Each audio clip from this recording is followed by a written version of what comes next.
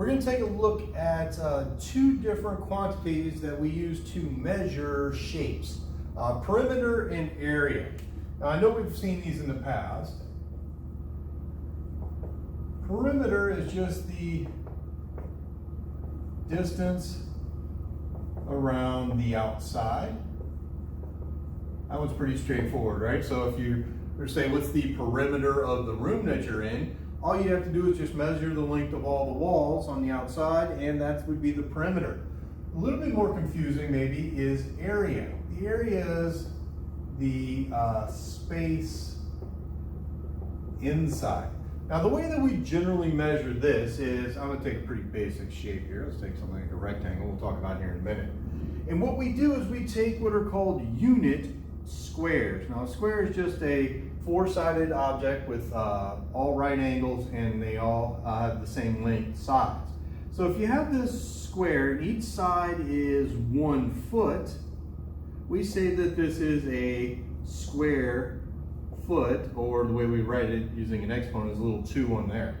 So we take this unit, it doesn't have to be a square foot, it can be a square any measurement, square inch, square meter, square mile, whatever, and say how many of these little squares would fit in this shape. So you look at it as something like this, and you'd say, well, let's see, 1, 2, 3, 4, 5, 6, 7, 8, 9, 10, 11, 12. They say 12 of these guys would fit into there, so the amount of space on the inside are 12 square feet. So how many of these fit in there? So we're talking about is the space on the inside. All right, we're going to take a look at some basic formulas for air quote basic shapes that you really need to memorize. These are the shapes that you're going to run into in pretty much all of your classes in the future.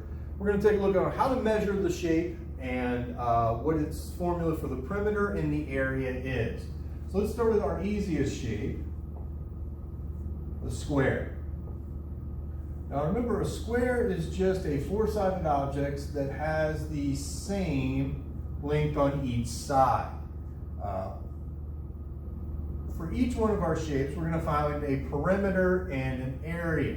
Let me just go ahead and put equals on here.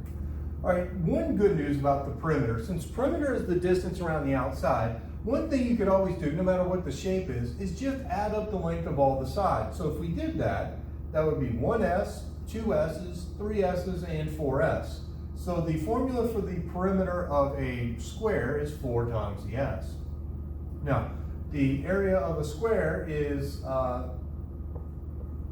multiply the two sides together, so s squared. Now our next shape, which is, well, the square is really just a special case of, is called the rectangle. Now a rectangle, again, is a four-sided object where everything meets at 90 degrees. And the way we measure this is generally we have a longer side, which we call the length, and the shorter side we call the width.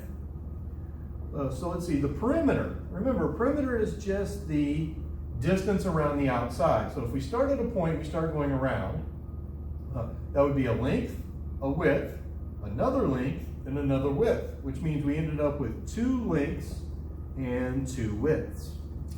Now the area, again, just like our square, we're just going to multiply the two sides together. So the area of a rectangle, or even a square, is length times width. Now for a square, just the length and the width happen to be the same value. So it's an s and an s, or s squared. Okay, so there's 2 of our basic shapes. Let's take a look at our next basic shape. It's called a parallelogram. There's too many R's in there. Parallelogram. Okay. All right, a parallelogram is just this. Think about taking a rectangle and taking the top and pushing it over, kind of like a box. So it kind of looks like this. Kind of like our tilted rectangle here. Now the good news is, I'm going to show you where a few of these formulas come from. If you were to take a parallelogram over here, like this, you could take a pair of scissors and cut right down there, you would end up with this little triangular piece. Well, guess what? This piece right here, this piece here, fits exactly right there. Which means if you look at the new shape is just a rectangle. And we know what the area of a rectangle is, and we know what the perimeter of a rectangle is. So if we take a look at the perimeter, well, unfortunately, we don't have a length and a width here, generally we're given. So all you gotta do is just add up the sides.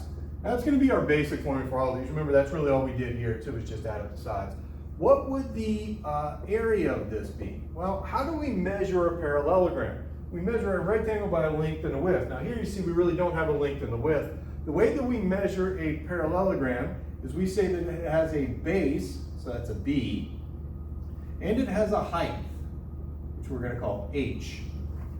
Now if you take a look at this, the height is always the distance between two parallel lines, which in this case would be the distance between these two. And notice this piece goes over here, that side would be the base. So since it turns into a rectangle, the area of this rectangle would be length times width, or base times height. Okay, so for a parallelogram, you just add up all the sides to find the perimeter, and the area is the base times the height. The base is the length of one side, the height is the distance from that side to the parallel side opposite from it. If you take a square and you do the same thing, you end up with a rhombus. Again, just taking a square and tilting it, something like that. Perimeter for this, just like for here, you're just going to add up the sides, and the area here, since it is just a parallelogram, is still base times height. It's just called a rhombus if it was a square that got tilted over here. All right, let's take a look at, say, our next shape. Let's take a look at triangles. All right, if we take a look at this basic looking triangle, it might look something like that, or they can kind of sometimes look kind of tilted off like this. So there's a couple different ways that we can look at a triangle.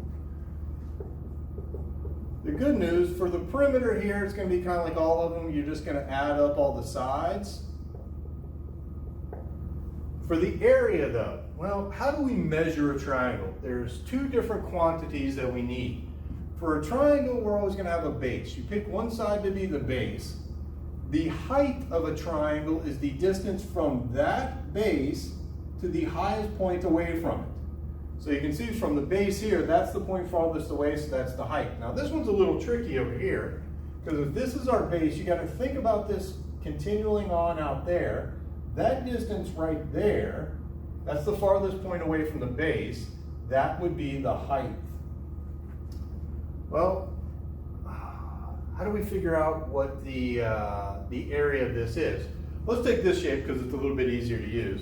If I were to take this triangle and then turn it upside down and put it right next to itself, so this is the same triangle, just flipped upside down right there, notice we get a parallelogram, right? So we know the area of the parallelogram is the base times the height, and according to this picture, this was our height, and that's our base. And the height here actually ends up being the distance between those two parallel lines. So the area would be just base times height.